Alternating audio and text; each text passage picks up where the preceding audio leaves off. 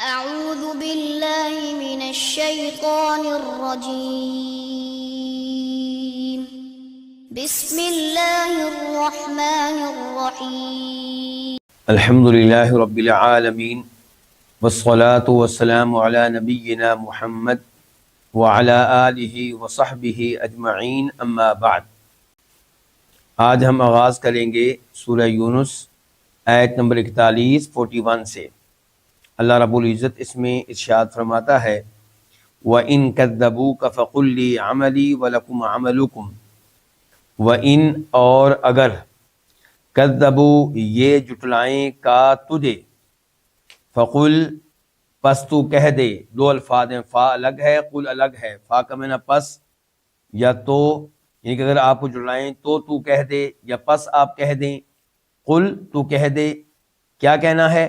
لی عملی ولکم عملکم، لی میرے لیے ہیں میرے اعمال، میرے لیے ہے میرا عمل۔ لام اور یا یہ دو الفاظ ہیں، لام کے لیے اور یا میرا۔ میرے لیے ہے عملی میرا عمل، وَلَكُمْ عَمَلُكُمْ اور تمہارے لیے ہے عملکم تمہارا عمل۔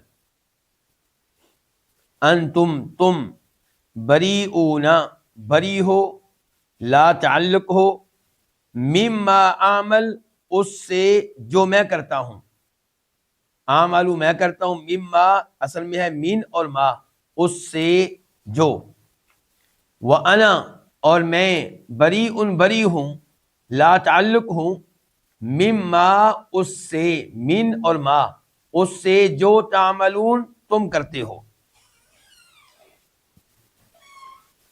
پچھلی آیت میں تذکرہ ہوا تھا، آیت نمبر 40 میں کہ ان میں سے کچھ وہ ہیں جو مستقبل میں ایمان لے آئیں گے اور کچھ وہ ہیں جو ایمان نہیں لائیں گے۔ اللہ تعالیٰ فرماتے ہیں کہ یہ ایمان نہ لانے والے آپ کو جھٹلاتے ہیں جب کہ آپ ان پہ حجت قائم کر چکے، اللہ کا پیغام پہنچا چکے، دلائل دے چکے۔ تو اب آپ نے کیا کہنا ہے؟ اب آپ نے کہنا ہے کہ میرے لیے ہے میرا عمل اور تمہارے لیے ہے تمہارا عمل، میں تمہارے اعمال سے بری ہوں، لا تعلق ہوں۔ تم کفر کرتے ہو، تکذیب کرتے ہو، شرک کرتے ہو، میں تمہارے ان اعمال سے لا تعلق ہوں، اور تم بھی میرے اعمال سے لا تعلق ہو۔ میرا قرآن پڑھنا، ایمان کی دعوت دینا، قرآن کی تبلیغ کرنا، تم اس سے لا تعلق۔ تو یہ مرحلہ کب آتا ہے؟ جب پہلے مخالفین پہ، کفار پہ حجت قائم کر دی جائے، ان تک اللہ کا پیغام پہنچا دیا جائے۔ جیسا کہ اللہ فرماتے ہیں ایک اور مقام پہ، یا ایھا الذین آمنوا علیکم انفسکم لا یضرکم من ضل اذا اہتدیتم، اے ایمان والو تم اپنے آپ کو سنبھالو، اپنے آپ کو ہدایت پہ رکھو، تمہیں دوسروں کی گمراہی نقصان نہیں دے گی جب تم ہدایت کے اوپر ہوئے۔ تو اس کا مطلب یہ نہیں کہ آپ نیکی کا حکم نہیں دیں گے، برائی سے منع نہیں کریں گے۔ اس کا مطلب یہ ہے کہ جب پہلے آپ نیکی کا حکم دے چکے کسی کو اور برائی سے آپ روک چکے، حجت قائم کر چکے، اب وہ سدھرتا نہیں ہے تو اب آپ کی ذمہ داری ختم ہوئی۔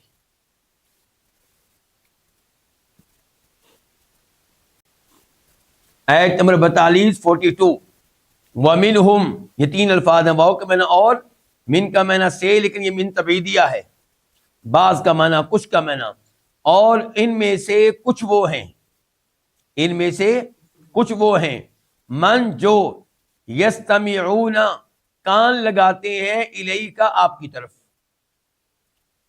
افانت پس کیا تو، یہ بھی تین الفاظ ہیں، حمزہ استفہام کا جس کا معنی کیا، فا کا معنی پس یا پھر یا تو، اور انت کا معنی بھی تو،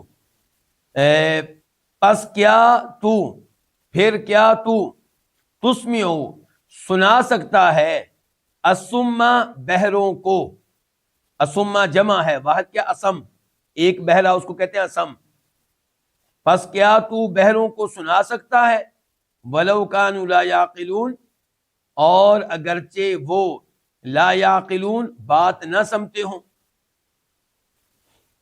اس آیت میں اللہ رب العزت نے ارشاد فرمایا کہ ایمان نہ لانے والوں میں سے کئی ایسے ہیں جو کان لگا کر آپ کی بات سنتے ہیں، آپ کی تلاوت سنتے ہیں، جب آپ قرآن پڑھتے ہیں تو بڑی توجہ سے سنتے ہیں، لیکن ہدایت نہیں ملتی۔ کیوں ہدایت نہیں ملتی؟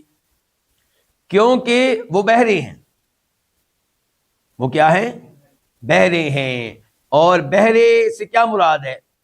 یعنی کہ جیسے بہرا آدمی، اس کے سامنے قرآن پڑھا جائے، اس کے سامنے کوئی بات کی جائے، اس کو فائدہ نہیں ہوگا، تو ایسے ہی ان لوگوں کو فائدہ ہونے والا نہیں ہے، یہ اب بہرے ہو چکے ہیں۔ اور بہرے ہونے کے ساتھ ساتھ ایک اور بھی مسئلہ ہے ان کا، عقل بھی نہیں رکھتے۔ تو جب کسی آدمی میں یہ دو چیزیں جمع ہو جائیں، بہرا بھی ہو اور نہ سمجھنے والا ہو، تو اس کو ہدایت کیسے مل سکتی ہے؟ بسا اوقات یہ ہوتا ہے کہ بہرا سنتا تو نہیں ہے لیکن عقل مند ہوتا ہے، اشارے سے سمجھاتا ہے، لیکن ایسا بہرا جو سنتا بھی نہیں ہے اور عقل بھی نہیں ہے اس کے پاس، کیا اس کے ہدایت پہ آنے کی کوئی امید ہے؟ کوئی امید نہیں ہے۔ تو یہ جو ہے یہ بہروں کی طرح ہیں، اس لحاظ سے کہ جو تلاوت کی جائے اس سے فائدہ نہیں اٹھاتے، اور یہ یعنی کہ بے عقل ہیں، غور نہیں کرتے، سمجھتے نہیں ہیں۔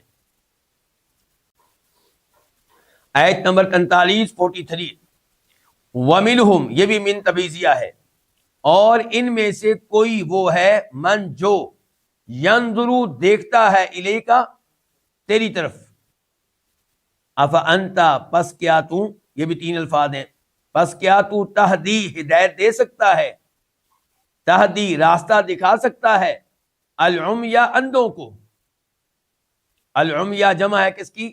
اعمیٰ کی، اعمیٰ ایک اندھے کو کہتے ہیں۔ پس کیا تو اندھوں کو راستہ دکھا سکتا ہے، پس کیا تو اندھوں کو ہدایت دے سکتا ہے، وَلَوْ كَانُوا لَا يُبْصِرُونَ، اور اگرچہ وہ لا یبصرون بصیرت نہ رکھتے ہوں، بصیرت نہ رکھتے ہوں۔ یہاں پہ اللہ نے تذکرہ کیا ہے کہ بسا اوقات انسان کو ہدایت مل جاتی ہے اللہ کے نبی علیہ الصلوۃ والسلام کو دیکھنے سے بھی۔ ترمذی شریف کی حدیث ہے، ابن ماجہ میں آئی ہے، عبداللہ بن سلام کہتے ہیں جو یہودی عالم دین تھے، کہ جب اللہ کے نبی علیہ الصلوۃ والسلام مکہ سے مدینہ منتقل ہوئے، ہجرت کی، تو مدینہ میں ایک شور اٹھا، آوازیں بلند ہوئیں، اللہ کے نبی آ گئے، اللہ کے رسول آ گئے، تو لوگ جلدی سے آپ کی طرف گئے، آپ کو دیکھنے کے لیے، آپ کی گفتگو سننے کے لیے، آپ کی زیارت کے لیے۔ میں بھی ان لوگوں میں گیا، میں نے آپ کے چہرے پہ بڑے غور کے ساتھ نگاہ ڈالی، تو میں اس نتیجے پہ پہنچا کہ یہ چہرہ کسی جھوٹے شخص کا چہرہ نہیں ہے۔ اور پھر آپ نے جب گفتگو شروع کی تو آپ کی گفتگو یہ تھی کہ اے لوگو سلام عام کرو، ایک دوسرے کو کھانا کھلایا کرو، اور صلہ رحمی کرو، رشتہ داروں کے ساتھ تعلقات مضبوط بناؤ، اور جب لوگ سو رہے ہوں رات کو تب نماز پڑھا کرو۔ یہ کام کرو گے تو بڑی آسانی کے ساتھ، سلامتی کے ساتھ عذاب سے بچ کر جنت میں داخل ہو جاؤ۔ تو کیا پتا چلا؟ عبداللہ بن سلام آپ کی گفتگو سننے سے پہلے ہی پہچان گئے، آپ کا چہرہ دیکھ کر، کہ یہ چہرہ کسی جھوٹے شخص کا نہیں ہے۔ وَمِنْهُمْ مَن يَنظُرُ إِلَيْكَ، ان میں سے کئی ایسے ہیں جو آپ کو دیکھتے ہیں، اور دیکھنے سے بھی ہدایت مل جاتی ہے، لیکن کیا آپ اس کو ہدایت دے سکتے ہیں جو ہو ہی اندھا، دیکھنے کی صلاحیت نہ ہو، اور ساتھ ساتھ یہ بھی ہو کہ بصیرت بھی نہ ہو؟ بصیرت کا تعلق کس سے؟ عقل سے۔ ایک ہوتی ہے بصارت آنکھوں سے دیکھنا، کہ بصیرت دل سے دیکھنا۔ جس کا دل بھی کام نہیں کرتا اور آنکھوں سے بھی اندھا ہے، اس کو کیسے ہدایت ملے گی؟ تو اس میں بھی کتنی بیماریاں پائی جا رہی ہیں؟ دو، یعنی کہ آنکھوں کے لحاظ سے اندھا ہے اور دل بھی اس کا کام نہیں کرتا۔ تو ان کفار کو تشبیہ دی گئی ہے پہلے بہروں کے ساتھ، اب تشبیہ دی گئی کن کے ساتھ؟ اندھوں کے ساتھ۔ بہروں کے ساتھ تشبیہ دی گئی کہ قرآن سننے کے باوجود غور نہیں کرتے، فائدہ حاصل نہیں کرتے، اور اندھوں کے ساتھ تشبیہ دی گئی کہ حق ان کو نظر نہیں آتا، حق ان کو نظر نہیں آتا۔ آیت نمبر 44 ان اللہ، بے شک اللہ تعالی، لا یظلم، ظلم نہیں کرتا، الناس، لوگوں پہ، شیئن، کچھ بھی، ولکن الناس، لیکن لوگ، انفسہم، اپنے آپ پہ، اپنے نفسوں پہ، یظلمون، ظلم کرتے ہیں۔ انفس جمع ہے کس کی؟ نفسن کی۔ اللہ رب العزت نے اس آیت میں وعدے کیا کہ یہ لوگ جن پہ اللہ کا عذاب دنیا میں آتا ہے یا جو آخرت میں جہنم کا ایندھن بنیں گے، ان کے اوپر اللہ کوئی ظلم نہیں کرنے والا۔ اللہ ذرا بر کے لوگوں پہ ظلم نہیں کرتا، لوگ خود اپنے اوپر ظلم کرتے ہیں کہ حق واضح ہونے کے باوجود اسے قبول نہیں کرتے، قرآن کریم کی آیات واضح ہو جانے کے باوجود ان پہ ایمان نہیں لاتے، خود اپنے اوپر ظلم کرتے ہیں ایمان کا راستہ نہ اختیار کر کے۔ آیت نمبر 45 وَيَوْمَ، یہاں اس سے واو کے بعد ایک لفظ مقدر ہوگا اذکر، یاد کیجئے، تذکرہ کیجئے، یوم، اس دن کا تذکرہ کیجئے جس دن یحشر، وہ جمع کرے گا، کون؟ اللہ تعالیٰ، ہم، ان کو، کن کو؟ لوگوں کو، اور یہ بھی مراد ہو سکتا ہے وہ لوگ جن کا بھی تذکرہ ہوا ہے، ان اندھوں کو، ان بہروں کو جو حق سے بہرے ہیں، حق کو سننے سے بہرے ہیں اور حق کو دیکھنے سے بہرے ہیں، جس دن وہ ان کو جمع کرے گا، کأن لم یلبثوا الا ساعۃ من النہار، گویا کہ، کأن اصل میں ہے کأنہم، یہ کأن اصل میں کیا ہے؟ جس دن وہ ان کو اکٹھا کرے گا، گویا کہ لم یلبثوا، یہ نہیں ٹھہرے، الا، مگر، ساعتن، ایک گھڑی، من النہاری، دن کی، یتعارفون بینہم، اس حال میں کہ آپس میں ایک دوسرے کی جان پہچان کرتے رہے، یتعارفون، اس حال میں کہ ایک دوسرے کی جان پہچان کرتے رہے، بینہم، آپس میں، قد خسرا، تحقیق نقصان میں رہے، گھاٹے میں رہے، الذین، وہ لوگ، کذبوا، جنہوں نے جھٹلایا، بلقاء اللہ، اللہ کی ملاقات کو، بلقاء دو الفاظ ہیں، با الگ ہے، لقاء الگ ہے، لقاء کے معنی ملاقات، وما کانوا مہتدین، وما، اور نہ، ما نافیہ ہے، اور نہ، کانوا، وہ ہوئے، مہتدین، ہدایت پانے والے، ہدایت حاصل کرنے والے۔ اس آیت میں اللہ نے تذکرہ کیا ہے روز آخرت کا۔ روز آخرت اللہ تعالیٰ ان مجرموں کو جمع کرے گا، تب ان کی صورتحال کیا ہوگی وہ اللہ نے بتائی ہے۔ تب ان کی صورتحال یہ ہوگی کہ ان کو یوں محسوس ہو رہا ہوگا کہ گویا کہ دنیا میں یہ صرف دن کا ایک لمحہ ٹھہرے، بس زیادہ دن کو دنیا میں ٹھہرنے کا موقع نہیں ملا، ان کو وہاں پہ اپنی اصلاح کا موقع نہیں دیا گیا۔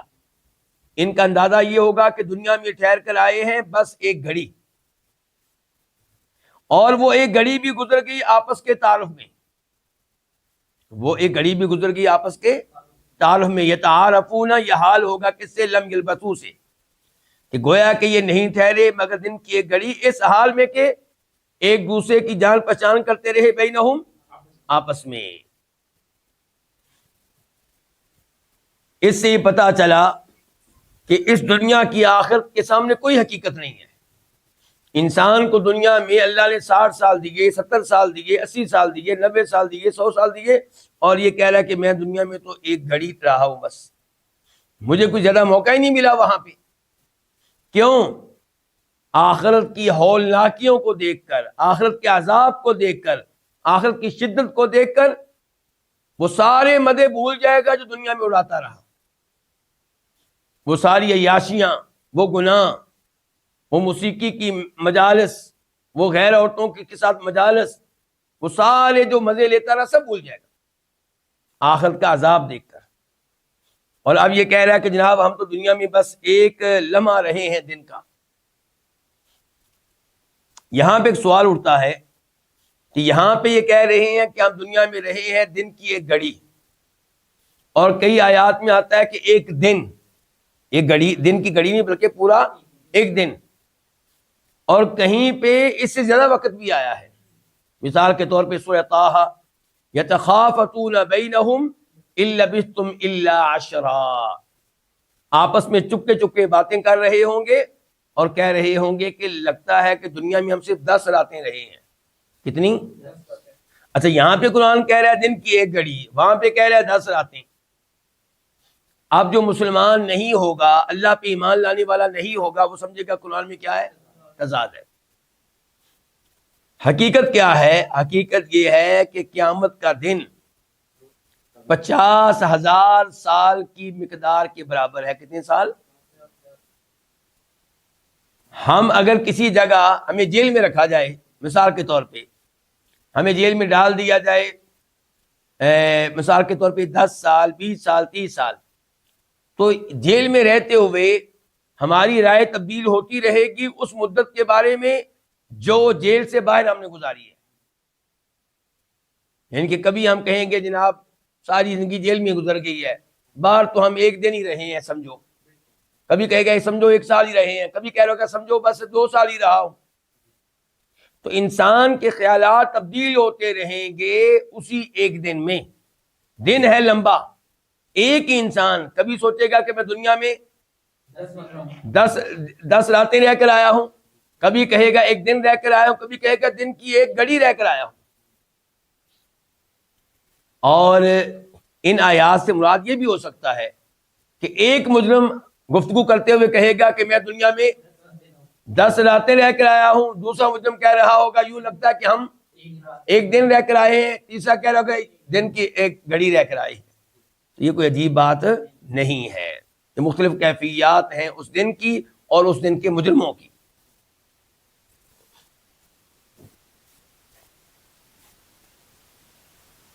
اچھا یہ جو لفظ ہے نا یہاں پہ یتعارفون بینہم، اس کی ایک تفسیر میں نے آپ کو بتا دی ہے کہ یہ مجرم لوگ روز قیامت ان کو محسوس ہوگا کہ ہم دنیا میں دن کی 1 گھڑی رہے اور وہ 1 گھڑی بھی دنیا میں گزر گئی باہمی تعارف میں.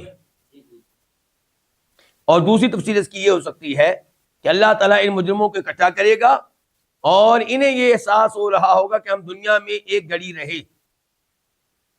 اس کے بعد جو یتعارفون بینہم، اس کا تعلق دنیا سے نہیں بلکہ آخرت سے ہے.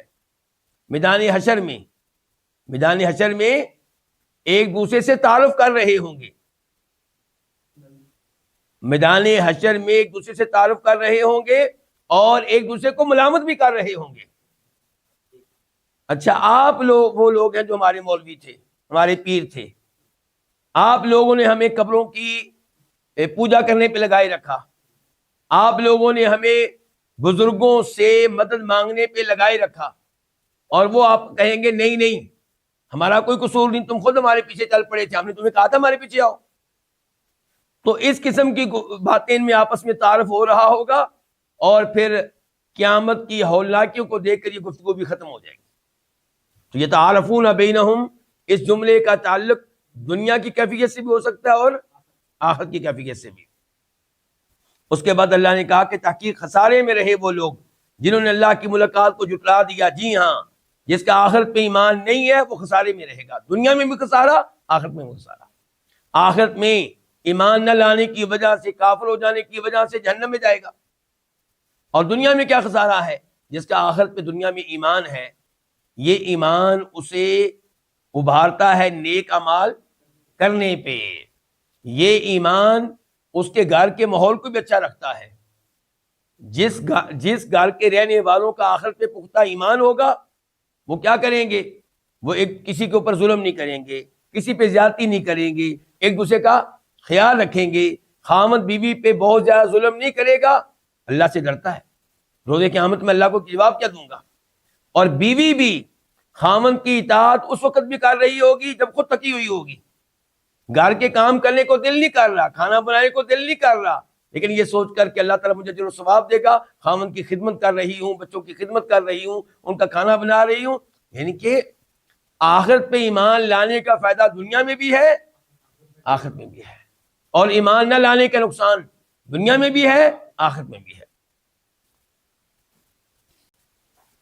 آیت نمبر 46 وَإِمَّا نُرِيَنَّكَ بَعْضَ الَّذِي نَعِدُهُمْ أَوْ نَتَوَفَّيَنَّكَ فَإِلَيْنَا مَرْجِعُهُمْ ثُمَّ اللَّهُ شَهِيدٌ عَلَى مَا يَفْعَلُونَ. وَإِمَّا، یہ اصل میں اما دو الفاظ ہیں، ان اور ما.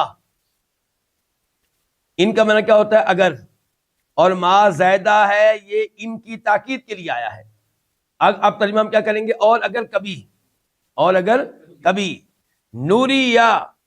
نوریا ہم دکھائیں، آگے نون تاکید کے لیے ضرور لازمی کہا تجھے، اور اگر کبھی ہم لازمی طور پہ آپ کو دکھائیں، بعد الذین نعدہم، اس میں سے کچھ، بعد کا معنی کچھ، الذی اس میں سے کچھ، جس کا نعدہم ہم ان کو وعدہ دیتے ہیں، جس کی ہم ان کو وارننگ دیتے ہیں، جس کی ہم ان کو دھمکی دیتے ہیں.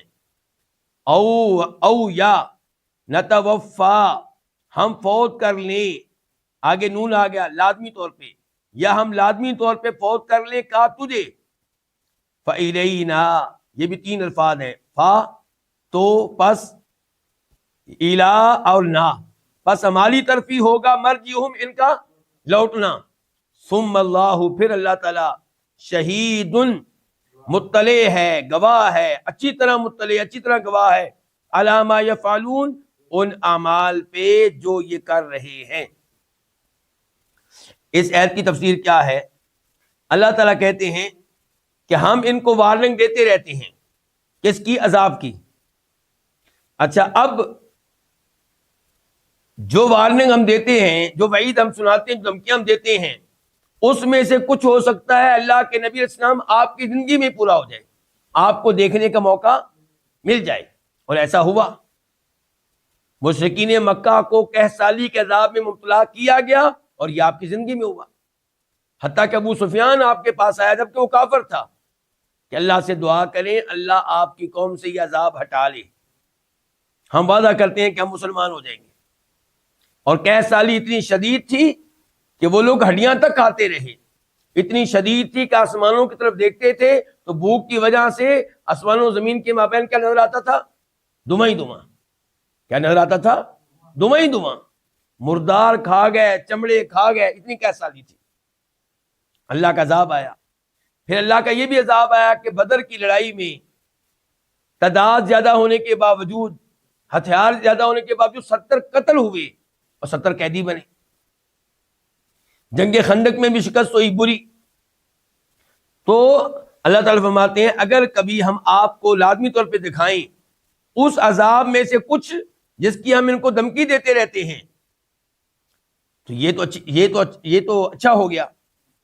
یا پھر یہ بھی ممکن ہے کہ ہم آپ کو فوت کر لیں پہلے اس کے کہ ہماری ساری دھمکیاں مکمل ہوں، عذاب کا کچھ حصہ آپ کے دنیا سے چلے جانے کے بعد آئے. تو کوئی مسئلہ نہیں ہے، انہوں نے واپس ہمارے پاس ہی آنا ہے. روز آخرت آپ کو ان کا برا انجام دیکھنے کا موقع ملے گا. پھر اللہ تعالیٰ خوب مطلع ہے، گواہ ہے ان اعمال پہ جو یہ کر رہے ہیں. ان کا تکذیب کرنا، ان کا کفر کرنا، یہ سب کچھ اللہ تعالیٰ کے علم میں ہے. تو یہ سزا کچھ دنیا میں مل جائے گی اور باقی آخرت میں ملے گی. آیت نمبر 47 47 وَلِكُلِّ أُمَّةٍ رَسُولٌ. وَلِكُلِّ یہ بھی 3 الفاظ ہیں، باؤ اور لام اور کل. اور ہر قوم کے لیے، ہر امت کے لیے رسول، ایک رسول ہے. رسول کس کو کہتے ہیں؟ بھیجا ہوا. یعنی کہ ہر امت کی طرف اللہ تعالیٰ کوئی نہ کوئی بھیجتے ہیں، کوئی نہ کوئی رسول. فَإِذَا، پس جب، جاء آتا ہے، رسولہم ان کا رسول، قُضِیَ فیصلہ کر دیا جاتا ہے، بینہم ان کے مابین، بالقسط انصاف کے ساتھ، عدل کے ساتھ، باقاعدہ ساتھ القسط انصاف، وہم لا یظلمون، وہ حالیہ ہے اس حال میں کہ وہ ظلم نہیں کیے جاتے. اس آیت کی تفسیر 2 طرح ہو سکتی ہے. ایک یہ کہ اللہ تعالیٰ کہہ رہے ہیں ہر امت کا کیا ہوتا ہے؟ کوئی نہ کوئی رسول ہوتا ہے. اس آیت کا تعلق پہلی تفسیر کے لحاظ سے دنیا سے ہے. کس سے ہے؟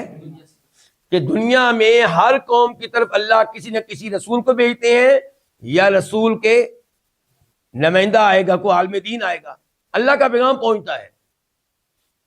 تو جب اللہ کے رسول آ جائے، حجت قائم ہو جائے، پیغام مل جائے، پھر بھی لوگ ایمان نہ لائیں، تو پھر اللہ عدل و انصاف کرتا ہے، اللہ کا عذاب آتا ہے، اور اللہ اس میں ظلم نہیں کرتا کیونکہ اللہ نے رسول بھیجا ہوتا ہے۔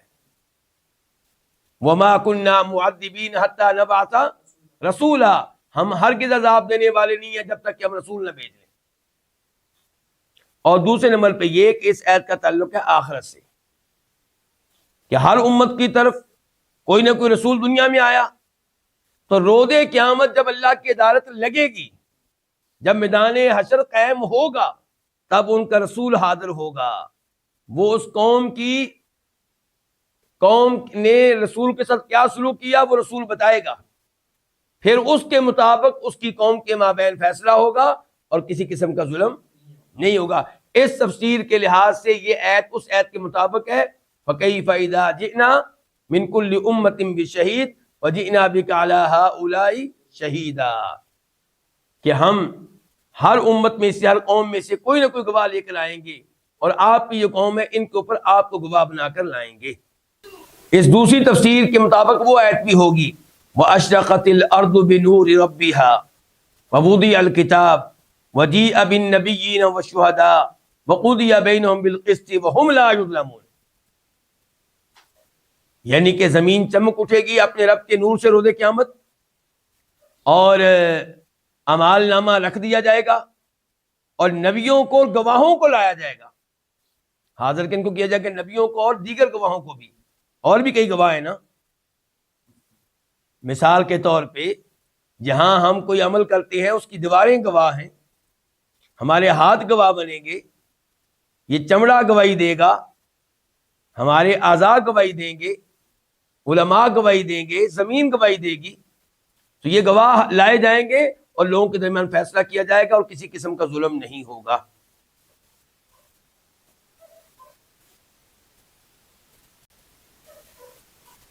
آیت نمبر 48 وَيَقُولُونَ، اور یہ کہتے ہیں، مَتَى هَذَا الْوَعْدُ، مَتَى کب ہوگا، هَذَا الْوَعْدُ یہ وعدہ، یہ دھمکی، یہ کب پوری ہوگی، ان کنتم صادقین، اگر تم ہو سچے۔ صادقین، صادق کی جمع ہے، صادق ایک کو کہتے ہیں، سچ کہنے والا، صادقین سچ کہنے والے۔ اگر تم سچے ہو اس معاملے میں کہ مرنے والوں کو دوبارہ اٹھایا جائے گا، حساب کتاب ہوگا، تو یہ تو بڑے عرصے سے ہم سنتے آ رہے ہیں، کب یہ ہوگا؟ یہ اگر یہ بات درست ہے تو یہ کب ہوگی؟ گویا کہ وہ تکذیب کر رہے ہیں اس میں، کس کی؟ آخرت کی۔ تو اللہ تعالیٰ نے اس کا جواب کیا دیا؟ آیت نمبر 49 قل، تو کہہ دے، لا املکو، میں اختیار نہیں رکھتا، میں مالک نہیں ہوں، لنفسی، اپنی جان کے لیے۔ لنفسی 3 الفاظ ہے، یا اپنی، میرا، نفس جان، لی کے لیے، میں مالک نہیں ہوں، میں اختیار نہیں رکھتا اپنی جان کے لیے، ضررن، کسی قسم کے نقصان کا، ولا نفعن، اور نہ کسی قسم کے فائدے کا، الا مگر ما شاء اللہ، جو اللہ چاہے۔ لکل امت اجل، ہر امت کے لیے اجل، ایک وقت مقررہ ہے۔ اذا جاء اجلہم، جب جا آتا ہے اجلہم، ان کا وقت مقررہ، فلا یستأخرون، پس وہ نہیں پیچھے رہتے، ساعتن، ایک گھڑی، ولا یستقدمون، اور نہ وہ آگے بڑھتے ہیں۔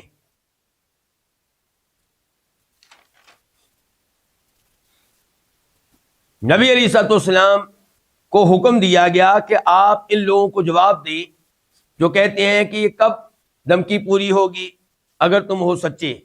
جواب آپ ان کو کیا دیں کہ یہ عذاب لے کر آنا، یہ قیامت واقع کرنا، یہ مردوں کو دوبارہ اٹھانا، یہ چیزیں میرے اختیار میں نہیں ہیں۔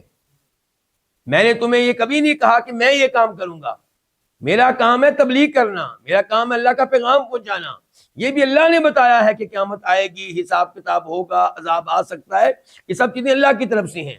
جہاں تک میرا تعلق ہے، میں اپنے ذات کے لیے نفع نقصان کا مالک نہیں ہوں۔ یعنی کہ میں اپنے آپ سے کسی تکلیف کو دور کرنے کی بذات خود طاقت نہیں رکھتا، اور نہ ہی میں اپنے آپ کو کوئی فائدہ دینے کی طاقت رکھتا ہوں الا ماشاء اللہ۔ ہاں، میں وہاں اپنے آپ سے تکلیف کو، مصیبت کو دور کر لیتا ہوں جہاں اللہ بھی چاہے، اللہ کی مشیت ہو، وہاں پہ میں فائدہ حاصل کرنے میں کامیاب ہوتا ہوں جہاں اللہ چاہے، اور جہاں اللہ نہ چاہے اور میں چاہوں تو وہاں اللہ کی چاہت مکمل ہوتی ہے، میری چاہت، میری مشیت وہاں پہ ناکام ہو جاتی ہے۔ اور اس کی مثالیں ہیں کئی ایک۔ جنگ احد میں 70 صحابہ کرام شہید ہوئے، بئر مونا کا واقعہ، اس میں 70 صحابہ کرام شہید ہوئے، خود آپ کے دانت کو شہید کیا گیا احد کی لڑائی میں، طائف میں آپ کو پتھر مارے گئے۔ تو کہنے کا مطلب یہ ہے کہ آپ اپنی ذات کے لیے نفع و نقصان کے مالک نہیں ہیں، قیامت واقعہ کرنے کے، عذاب نازل کرنے کے آپ مالک کیسے ہو سکتے ہیں؟ دوسرے نمبر پہ یہ بھی یاد رکھو کہ ہر امت کا ایک وقت مقرر ہے، جو وقت اللہ نے مقرر کر رکھا ہے موت دینے کا، عذاب نازل کرنے کا، وہ وقت آ گیا تو اس میں ذرا بھی تاخیر نہیں ہوگی۔ تو موت یا عذاب نہ وقت مقررہ سے پہلے آئیں گے، نہ اس سے کبھی لیٹ ہوں گے۔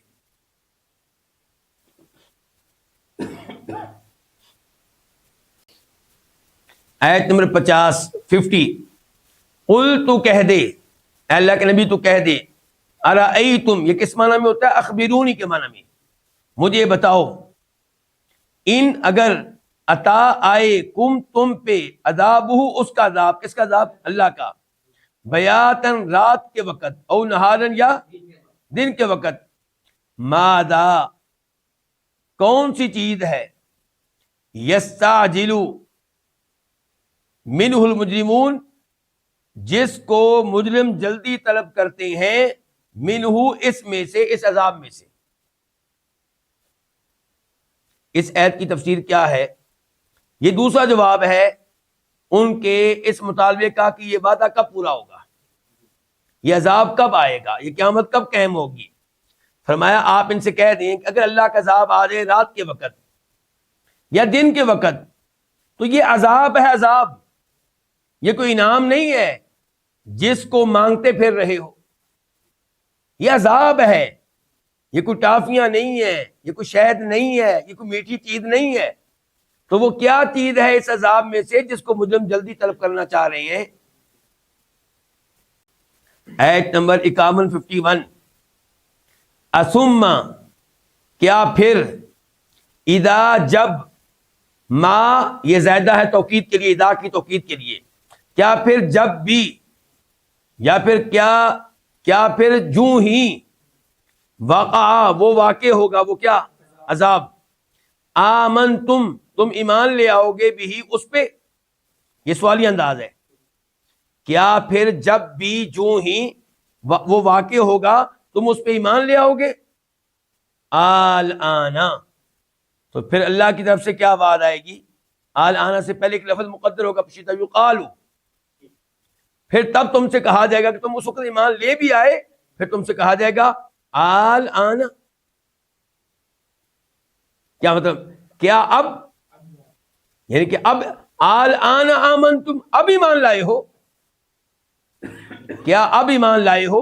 آل اسی لیے ہے کہ اصل میں یہ دو حمزہ اکٹھے ہو گئے تھے، ایک سوالیہ حمزہ کیا، اور ایک دوسرا لفظ ہوتا ہے کیا، الآن، ایک لفظ کیا ہوتا ہے، الآن، تو ایک الآن کا حمزہ، ایک سوالیہ آ کا حمزہ، دو اکٹھے ہو گئے تو ان کو جمع کر دیا کیا ہو گیا، الآن،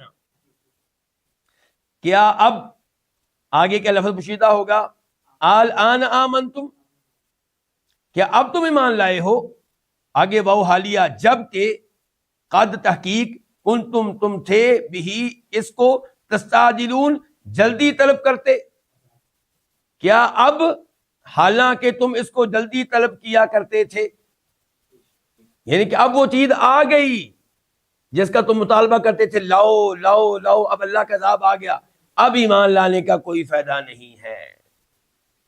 جب موت آ جائے، موت کی علامات نظر آنی شروع ہو جائیں، موت کے فرشتے نظر آنی شروع ہو جائیں، یا اللہ کا عذاب آ جائے، پھر ایمان لانے کا فائدہ نہیں ہوا کرتا، یعنی کہ تب تمہیں ایمان لانے کا فائدہ نہیں ہوگا۔ مجھے امید ہے کہ یہ ایت بھی واضح ہوگی کہ کیا پھر اذا ما جب بھی وقع وہ واقع ہوگا وہ عذاب آمنتم تم ایمان لے آؤ گے بھی اس پہ، کس پہ؟ یعنی کہ اللہ تعالیٰ پہ یا اس عذاب پہ، دونوں طرح کے قول موجود ہیں. تو کہا جائے گا تب الآن، اب یعنی کہ بریکٹ میں اب ایمان لائے ہو، جب کہ تم اس کو جلدی طلب کیا کرتے تھے. کس کو؟ اس عذاب کو. آیت نمبر 52 52. ثم پھر قیلا کہا جائے گا للذین ان لوگوں سے. للذین کتنے الفاظ ہیں؟ 2، لام اور الذین، ان لوگوں کے لیے. ہم آسان اردو میں کہیں گے ان لوگوں سے، لفظی معنی ان لوگوں کے لیے. پھر کہا جائے گا ان لوگوں سے ظلموا جنہوں نے ظلم کیا، ذوقوا تم چکھو عذاب الخلد ہمیشگی کا عذاب. الخلد ہمیشگی.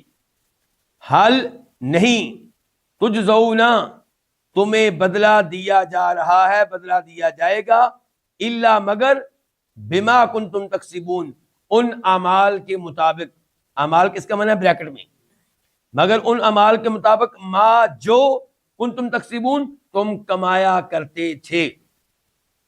اس آیت میں بتایا گیا کہ جب اللہ کا عذاب آ جائے گا تب قیلا کہا جائے گا ان کو ڈانٹتے ہوئے، ان کو رسوا کرتے ہوئے، ان کو ذلیل کرتے ہوئے، کہ ان کو جنہوں نے ظلم کیا. ظلم کیسے کیا؟ کفر کیا، شرک کیا، انبیاء کی تکذیب کی. ان سے کہا جائے گا اب تم ہمیشگی کا عذاب چکھو، نہیں تمہیں سزا دی جا رہی، نہیں تمہیں بدلہ دیا جا رہا، مگر ان اعمال کے مطابق جو تم کیا کرتے تھے. کوئی ظلم نہیں کیا جا رہا. آیت نمبر 53 53. وَيَسْتَنبِئُونَكَ اور وہ تجھ سے خبر دریافت کرتے ہیں، اور وہ تجھ سے خبر طلب کرتے ہیں. اصل میں یہ لفظ کاف، تو پہلے کاف کو الگ کر دیں. کاف کا معنی کیا؟ تجھ سے، وہ الگ ہو گیا. واؤ بھی الگ ہو گئی، اس کا معنی اور. پیچھے کیا رہ گیا؟ یستنبئون. یستنبئون میں بھی سین کا معنی ہے طلب کرنا، مانگنا، چاہنا، سوال کرنا. پیچھے رہ گیا نبا.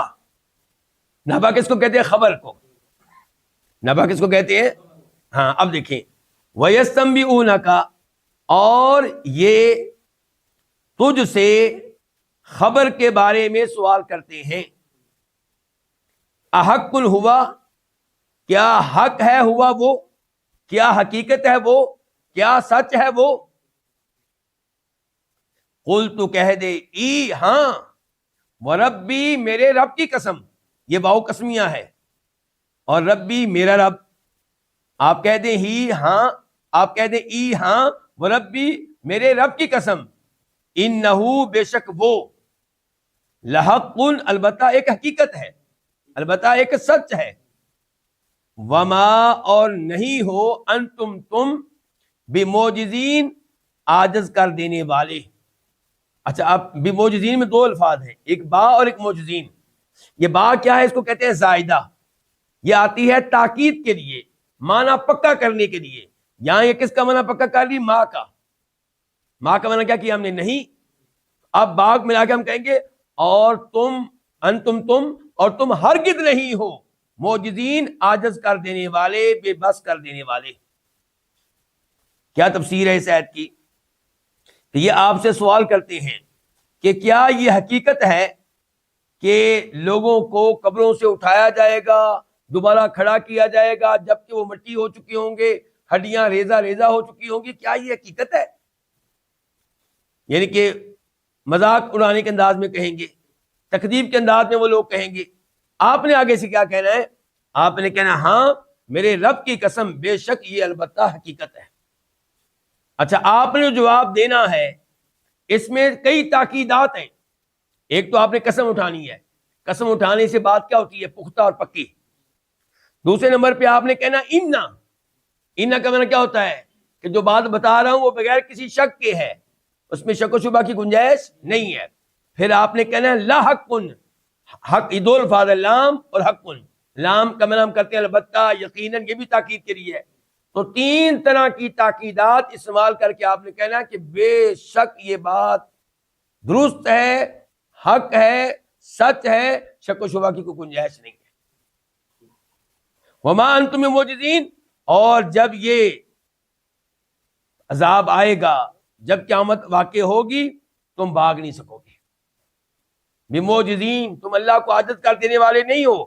ایسا نہیں ہے کہ تم اس عذاب سے بچ سکو، اور ایسا بھی نہیں ہے کہ تم اللہ تعالیٰ کو یہ قیامت واقع کرنے سے، یہ عذاب نازل کرنے سے روک سکو۔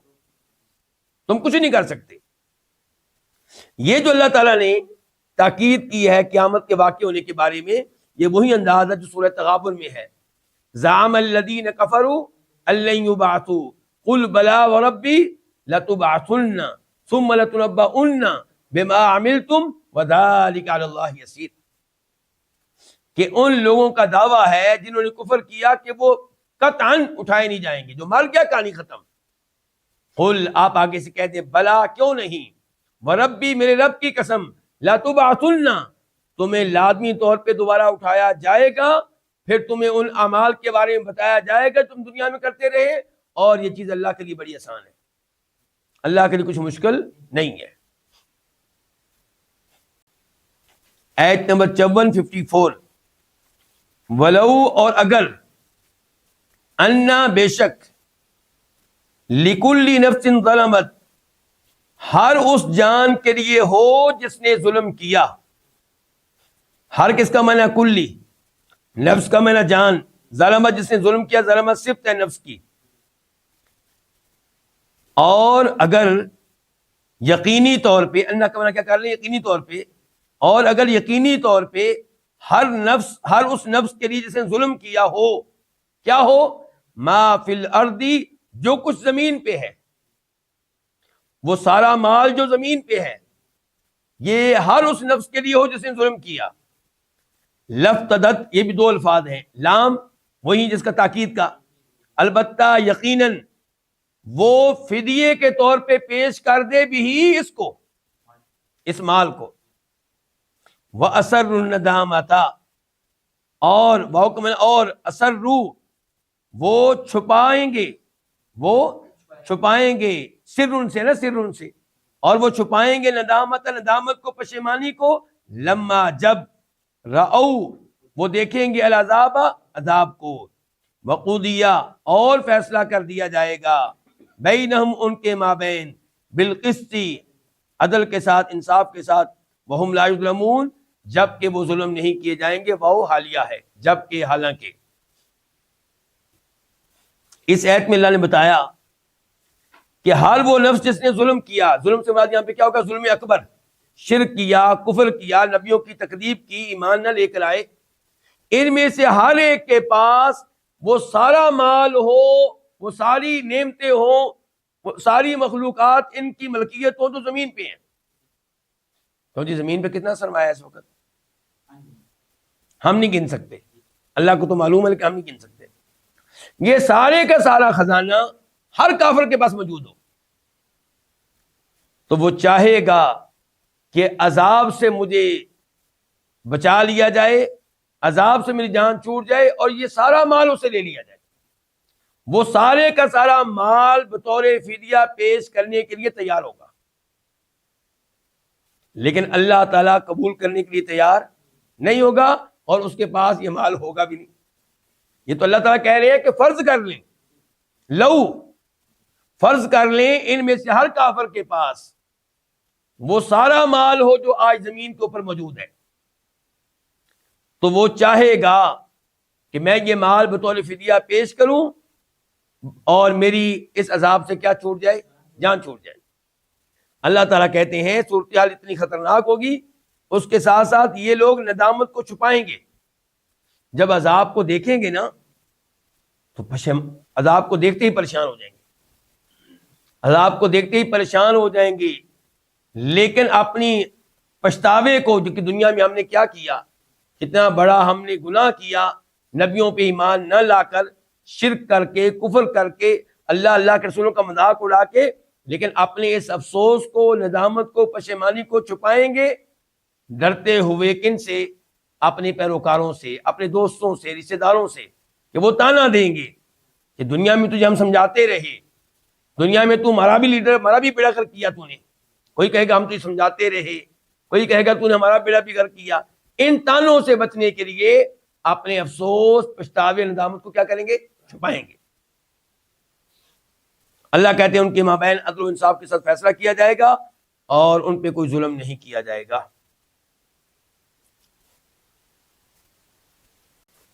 آیت نمبر 55 الا خبردار، انا بے شک، للہ اللہ ہی کے لیے ہے. للہ دو الفاظ ہے نا، لام اور اللہ. خبردار بے شک اللہ ہی کے لیے ہے، ما جو کچھ فی السماوات آسمانوں پہ ہے، والارض اور زمین پہ ہے. الا خبردار، ان وعد اللہ بے شک اللہ تعالیٰ کا وعدہ حق، سچا ہے، حق ہے، حقیقت ہے. ولیکن اور لیکن اکثر ان میں سے زیادہ تر لا یعلمون علم نہیں رکھتے. پچھلی آیت میں اللہ نے کہا تھا کہ ہر کافر کے پاس، ہر ظالم کے پاس اگر وہ سارا مال ہو، سارے خزانے ہوں تو زمین پہ موجود ہیں، تو وہ روز قیامت اس سارے مال کو فدیہ کے طور پہ پیش کرنے کے لیے تیار ہوگا تاکہ اس کی عذاب سے جان چھوڑ جائے. اللہ نے اس آیت میں وعدہ کیا، لیکن مسئلہ یہ ہے کہ یہ سارے مال کا مالک نہیں ہے، بلکہ ایک چیز کا بھی مالک نہیں ہے. آسمان و زمین پہ موجود سارے خزانے، آسمان و زمین پہ موجود ہر مخلوق اللہ کی ملکیت ہے. انسان کے پاس وہ کچھ نہیں ہوگا، مرتا ہے تو خالی آ جاتا ہے، اور اگر اس کی قبر میں رکھ بھی دے تب بھی وہ اس کا نہیں ہے. تو اس لیے یعنی کہ اس عذاب سے بچنے کی دنیا میں کوشش کی جائے، اپنی اصلاح کر کے، ایمان لا کر، کفر و شرک سے توبہ کر کے. پھر اللہ نے خبردار کیا کہ بے شک اللہ کا وعدہ سچا ہے، قیامت قائم ہوگی، حساب کتاب ہوگا، اس میں کوئی شک و شبہ نہیں ہے. لیکن ان میں سے اکثر علم نہیں رکھتے. اکثر ان میں سے، لوگوں میں سے، اکثر لوگوں میں سے، یعنی کہ اہل ایمان تو علم رکھتے ہیں نا، ان میں سے اکثر یعنی کہ اکثریت جو ہے لوگوں کی، وہ کون ہے؟ کافر ہیں، وہ منکر ہیں. آیت نمبر 56 ہوا وہ یحیی و یمیت، زندگی بخشتا ہے، و یمیت اور موت دیتا ہے، و الیہ اور اسی کی طرف ترجعون تم لٹائے جاؤ گے. یعنی کہ اللہ تعالیٰ کا وعدہ سچا، اللہ ہی ہر چیز کا مالک، اور وہی موت و حیات کا مالک. تو وہ موت و حیات کا مالک ہے اور اسی کی طرف تم نے لٹایا جانا ہے، اور وہ تب تمہیں تمہاری اعمال کے مطابق جزا دے گا. کسی کو جنت ملے گی، کسی کو جہنم. آیت نمبر 57 یا ایھا الناس، اے لوگو، قد تحقیق، جاءت آ چکی، کم تمہارے پاس، موعظۃ ایک عظیم نصیحت. عظیم کس کا معنی؟ تنوین کا. موعظہ نصیحت بعد سے ہے، ایک عظیم نصیحت کہاں سے آئی ہے؟ من ربکم، تمہارے رب کی طرف سے. وشفاء، اور شفا، یعنی کہ عظیم نصیحت آ چکی ہے، اور کیا آ چکی ہے؟ اور شفا لما، ان امراض کی جو، امراض بریکٹ میں، اور شفا علاج ان امراض کا جو فی الصدور، کہاں پہ ہے؟ سینوں میں. صدور جمع ہے، صدر ان کی، سینوں میں. وہدن، اور ہدایت. ورحمت، اور عظیم رحمت. للمؤمنین، ایمان لانے والوں کے لیے. اللہ رب العزت نے اس آیت میں قرآن کریم کا تذکرہ کیا، قرآن کریم کی عظمت کو بیان کیا، قرآن کریم کی خوبیاں بیان کی، قرآن کریم کی صفات بیان کی. اللہ تعالیٰ نے کہا لوگوں، تمہارے پاس ایک عظیم نصیحت آئی ہے، اور اس کی عظمت کے دلائل میں سے ایک دلیل یہ ہے کہ وہ اللہ کی طرف سے ہے. اس اللہ کی طرف سے جس کا، جو تمہارا خالق ہے، تمہارا مالک ہے، تمہارا رازق ہے، تمہارے سبھی امور کی تدبیر کرنے والا ہے. تو اس اللہ کی طرف سے جب کوئی پیغام آئے تو اہمیت دینی چاہیے نا. وشفا، اس میں نصیحت بھی ہے. نمبر 2، اس میں علاج ہے ان امراض کا جو تمہارے سینوں میں موجود ہیں.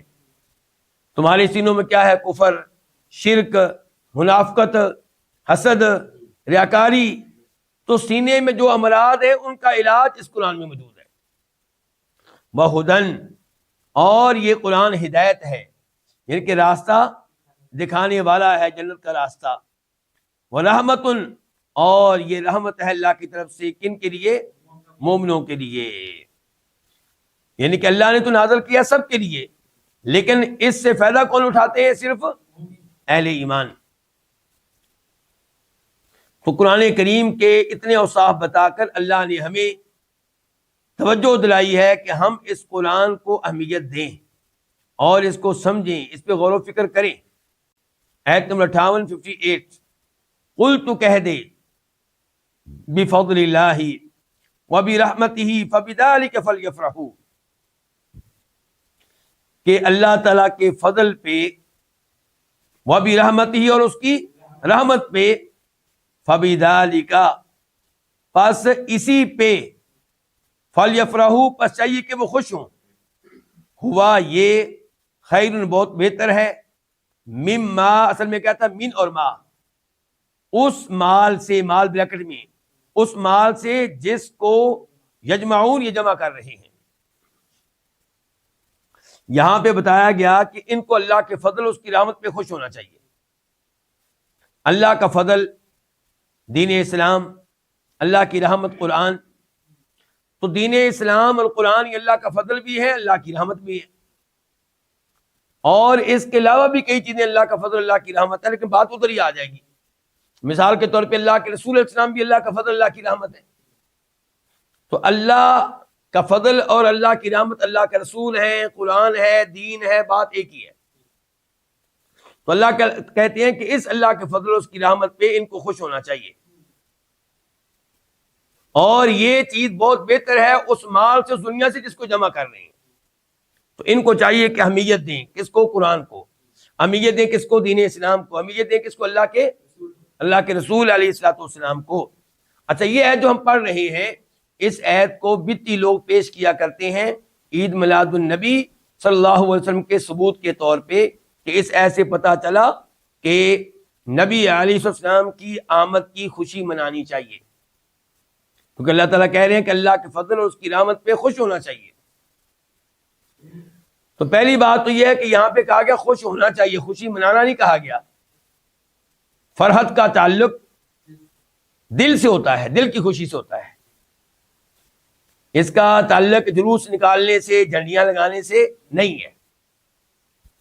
تو خوش ہونا چاہیے، اور ہم الحمدللہ خوش ہیں، بہت زیادہ خوش ہیں کہ اللہ تعالیٰ نے نبی علیہ الصلوۃ والسلام کو اپنی رحمت اور اپنا فضل بنا کر ہماری طرف بھیجا، اور اس نعمت پہ ہم ہمیشہ اللہ کا شکر ادا کرتے رہتے ہیں۔ ایک تو ہم خوش ہیں دلی طور پہ، ہم نے عمل کر لیا۔ دوسرے نمبر پہ اللہ نے کیا خوش ہونا چاہیے؟ یہ نہیں کہا کہ 12 ربیع الاول کو خوش ہونا چاہیے، اس خوش ہونے کا تعلق ہمیشہ سے ہے، ہر دن، ہر مہینے، ہر سال خوش ہونا چاہیے۔ جب تک زندہ ہیں خوش ہوتے رہیں کہ یا اللہ تیرا شکر ہے کہ تو نے ہمیں نبی علیہ السلام جیسا عظیم نبی دیا اور ہمیں ان کا کلمہ پڑھنے کی توفیق دی، یہ تیرا ہمارے اوپر بہت بڑا کرم ہے۔ تو ایک تو یہ ہے کہ دلی خوشی، اور ایک اس کا وقت مقرر نہیں ہے۔ فَلْيَفْرَحُوا، یہ خوشی ہمیشہ 24 گھنٹے رہنی چاہیے۔ اس لیے اس آیت کو عید میلاد النبی علیہ السلام کی دلیل بنانا غلط ہوگا۔ غلط ہونے کی تیسری وجہ یہ بھی ہے کہ وہ نبی جس کے اوپر یہ آیت اتری، وہ صحابہ کرام جن کے زمانے میں یہ آیت اتری، انہوں نے اس کے اوپر عمل کیسے کیا؟ کیا کبھی ایسا ہوا کسی سال 12 ربیع الاول کو انہوں نے کوئی جلوس نکالا ہو، کوئی اجتماع کیا ہو اس کام کے لیے؟ وہ اللہ کے نبی علیہ السلام کی آمد پہ خوش ہوتے تھے ہمیشہ، لیکن یہ کہ ایک تاریخ مقرر کی ہو اور اس دن یہ انہوں نے کام کیا ہو، اس کی کوئی دلیل نہیں ملتی، بلکہ اس کے الٹ کی دلیل ملتی ہے۔ اس کے الٹ کی دلیل ملتی ہے کہ انہوں نے 12 ربیع الاول کو ایسا نہیں کیا۔ وہ دلیل کیا ملتی ہے کہ آپ علیہ السلام کے یوم پیدائش کے بارے میں کیا ہے؟ اختلاف ہے۔ اگر انہوں نے کسی ایک دن یہ کام کیا ہوتا تو اختلاف ختم ہو جاتا، پوری دنیا کو پتہ چلا جاتا کہ صحابہ کرام نے آپ علیہ السلام کی یوم پیدائش کا جشن فلاں تاریخ کو منایا ہے، اس کا مطلب ہے کہ یہی دن آپ کا یوم پیدائش ہے، لیکن ایسا کچھ نہیں ہوا۔ تو بہرحال اب بدعتیوں کو چھوڑیے، اب میں اور آپ اپنے آپ کو اس آیت کی روشنی میں دیکھیں اپنے آپ کو کہ کیا ہم قرآن، اسلام اور اللہ کے نبی اسلام پہ خوش ہیں یا ہماری توجہ اس کی بجائے زیادہ دنیا کی طرف ہے؟ اللہ تعالیٰ یہاں پہ یہی بیان کر رہے ہیں نا کہ ان کو اللہ کے فضل اس کی رحمت پہ خوش ہونا چاہیے، اور یہ بہت بہتر ہے اس مال سے جس کو جمع کر رہے ہیں۔ تو کبھی بھی دنیا کو اسلام پہ، قرآن پہ، اللہ کے رسول پہ ترجیح نہ دیں۔ جائز دنیا کمانا درست ہے، لیکن دنیا کو کماتے ہوئے دنیا کو دین پہ ترجیح دے دینا، نمازوں پہ فوقیت دے دینا، نماز روزے پہ، یہ غلط ہے۔ یعنی کہ آپ دنیا کی خاطر روزے رمضان کے نہیں رکھتے، دنیا کی خاطر نمازیں چھوڑ دیتے ہیں آپ، یہ تو اس آیت کے بالکل خلاف ہو گیا۔ ترجمہ پھر سن لیں، قل تو کہہ دے بفضل اللہ، اللہ کے فضل پہ، وبرحمتی اس کی رحمت پہ، فبذالک یہ تین الفاظ ہیں، فا پس، با کا معنی کیا ہوتا ہے؟ ساتھ یہاں پہ ہم کر رہے ہیں پر، ذالک ان پہ، یعنی کہ اس فضل اس رحمت پہ، اور یہ بذالک پہلے آ گیا ہے، یعنی کہ ایسے نہیں ہے کہ فَلْيَفْرَحُوا بِذَلِكَ نہیں ہے، بلکہ وہ لفظ جس کو بعد میں آنا چاہیے تھا اس کو پہلے لایا گیا ہے۔ کیا پیدا ہو گیا؟ حسر۔ یہ ہے اصلی بات جس کے اوپر خوش ہونا چاہیے، یہ ہے اصلی چیز جس کے اوپر انسان کو خوش ہونا چاہیے۔ آیت نمبر 59 قل تو کہہ دے، ارأیتم کا معنی کیا ہوتا ہے؟ اخبرونی، مجھے بتاؤ اس چیز، اس رزق کے بارے میں جو اللہ نے تمہارے لیے اتارا ہے۔ ارأیتم مجھے بتاؤ، ما اس چیز کے بارے میں، انزلہ جو اتاری ہے اللہ نے، لکم تمہارے لیے، من رزق رزق میں سے، فجعلتم پس، جعلتم تم نے بنا لیا، منہ اس میں سے، کس میں سے؟ اس رزق میں سے، حرامن کچھ حرام، وحلالن کچھ حلال۔ قل تو کہہ دے، اللہ کیا اللہ تعالیٰ نے، یہ اصل میں کیا تھا؟ اللہ، کا معنی کیا؟ اللہ کا معنی اللہ، دو حمزے اکٹھے ہو گئے، ان کو ایک بنا دیا گیا، اور کیا قل کہہ دیجئے، اللہ کیا اللہ تعالیٰ نے ادینا حکم دیا ہے، لکم تمہیں، یا علی اللہ اللہ ہی پہ، تفترون تم جھوٹ باندھتے ہو۔ یہاں پہ اللہ رب العزت نے مذمت کی ہے اللہ کے رزق میں سے اپنی طرف سے کچھ چیزوں کو حلال قرار دینے کی، اور اپنی طرف سے کچھ چیزوں کو حلال قرار دینے کی۔ حرام و حلال کا اختیار صرف ایک اللہ کے پاس ہے، حتیٰ کہ اللہ تعالیٰ نے ہمارے نبی کو مخاطب کیا علیہ الصلوۃ والسلام، اور کہا یا ایھا النبی لما تحرم ما احل اللہ لک، اے نبی آپ اس چیز کو حرام کیوں قرار دیتے ہیں جس کو اللہ نے حلال قرار دیا ہے؟ تبتغی مرضات ازواجک، کیا آپ اپنی بیویوں کو خوش کرنا چاہتے ہیں؟ اللہ کے نبی علیہ الصلوۃ والسلام نے اپنے اوپر شہد حرام کر لیا تھا، اپنی ایک لونڈی اپنے اوپر حرام کر لی تھی، تو اللہ تعالیٰ نے کہا کہ آپ اپنا فیصلہ واپس لیں، جو قسم آپ نے اٹھائی اس کا کفارہ ادا کریں۔ تو اللہ کے نبی علیہ الصلوۃ والسلام کو بھی اختیار نہیں ملا کہ آپ اپنی طرف سے اس چیز کو حرام قرار دے جو اللہ نے حلال قرار دی ہے۔ البتہ آپ حلال و حرام کا کام کرتے تھے اللہ کی طرف سے، یعنی کہ آپ پیغام پہنچاتے تھے اللہ کی طرف سے کہ اللہ نے اس چیز کو حرام قرار دیا، اس چیز کو حلال قرار دیا۔ تو کسی کو یہ حق حاصل نہیں ہے، بلکہ یہاں پہ آپ کو وہ حدیث بھی یاد آ رہی ہوگی سورہ توبہ سے، جس کا تعلق ہے اتخذوا احبارہم ورہبانہم اربابا من دون اللہ۔ اللہ تعالیٰ کہہ رہے ہیں کہ ان یہودیوں عیسائیوں نے اپنے علماء کو، درویشوں کو اللہ کے علاوہ رب بنا لیا تھا۔ ترمذی شریف کی حدیث ہے، عدی بن حاتم الطائی رضی اللہ تعالی عنہ، انہوں نے یہ آیت سنی، مسلمان ہونے کے لیے آئے تھے، کہنے لگے اللہ کے رسول علیہ الصلوۃ والسلام میں عیسائی رہا ہوں، ہم نے تو کبھی بھی اپنے علماء کو رب نہیں بنایا۔ تو اللہ کے نبی نے کہا علیہ الصلوۃ والسلام، کیا ایسا نہیں تھا کہ جس چیز کو تمہارے علماء حرام قرار دیتے جبکہ اللہ نے اس کو حلال قرار دیا ہوتا، تم اپنے علماء کی بات مان لیتے تھے، اور اس کے الٹ بھی تم یہی کرتے تھے، یعنی کہ علماء کو تم نے حلال و حرام کا اختیار دے دیا تھا، تو یہ ان کو رب بنانا ہے، تو یہ کام جائز نہیں ہے۔ حلال و حرام کا اختیار صرف اللہ ہی کے پاس ہے۔ تو یہاں پہ اللہ مذمت کر رہے ہیں ان یہودیوں کی، ان مشرکین کی، یہودیوں نے بھی کئی چیزیں اپنی طرف سے حرام کر لی تھیں، اور مشرکین بھی کئی جانوروں کو اپنی طرف سے حرام کر لیتے تھے کہ یہ ہمارے پیروں کے نام پہ ہیں، یعنی کہ ہمارے بتوں کے نام پہ ہیں، ہمارے معبودوں کے نام پہ ہے، یہ نام ان کا گوشت کھا سکتے ہیں نہ دودھ پی سکتے ہیں۔ اللہ نے پوچھا ہے کیا اس کا اللہ نے تمہیں حکم دیا ہے کہ اس چیز کو حلال قرار دو، اس چیز کو حرام قرار دو، یہ اللہ نے تمہیں حکم دیا ہے، یا اللہ پہ جھوٹ باندھ رہے ہو یہ کہہ کر کہ یہ چیز اللہ کی طرف سے حرام ہے، اللہ کی طرف سے حلال ہے؟ ترجمہ پھر سن لیں، قل تو کہہ دے ارائی تو مجھے بتاؤ، ما ان چیزوں کے بارے میں جو اللہ نے تمہارے لیے اتاری ہیں، من رزق رزق میں سے، فجعلتم پس تم نے بنا لیا، منہ اس میں سے، حرامن کسی کو حرام، وحلالن کسی کو حلال۔ قل تو کہہ دے اللہ اذن لکم کیا اللہ تعالیٰ نے تمہیں اجازت دی ہے، ام یا علی اللہ اللہ پہ تفترون تم جھوٹ باندھ رہے ہو۔ آیت نمبر 60 وما یہ استفہامیہ ہے، ما کیا، اور کیا ہے، ظن الذین گمان ان لوگوں کا، الذین جو یفترون جھوٹ باندھتے ہیں اللہ اللہ تعالیٰ پہ الکذب جھوٹ، ان کا گمان کیا ہے، یوم القیامتی قیامت کے بارے میں، قیامت کے دن کے بارے میں، اور کیا گمان ہے ان لوگوں کا جو اللہ پہ جھوٹ باندھتے ہیں، کس کے بارے میں؟ قیامت کے بارے میں۔ ان اللہ بے شک اللہ تعالیٰ لذو فضل البتہ عظیم فضل والا ہے، ذو کا معنی والا، لام کا معنی البتہ، لذو یہ دو الفاظ ہیں، لام الگ ہے دو الگ ہے، بے شک اللہ تعالیٰ البتہ عظیم فضل والا للناس لوگوں پہ، ولیکن اور لیکن اکثر ان میں سے زیادہ تر لا یشکرون شکر ادا نہیں کرتے۔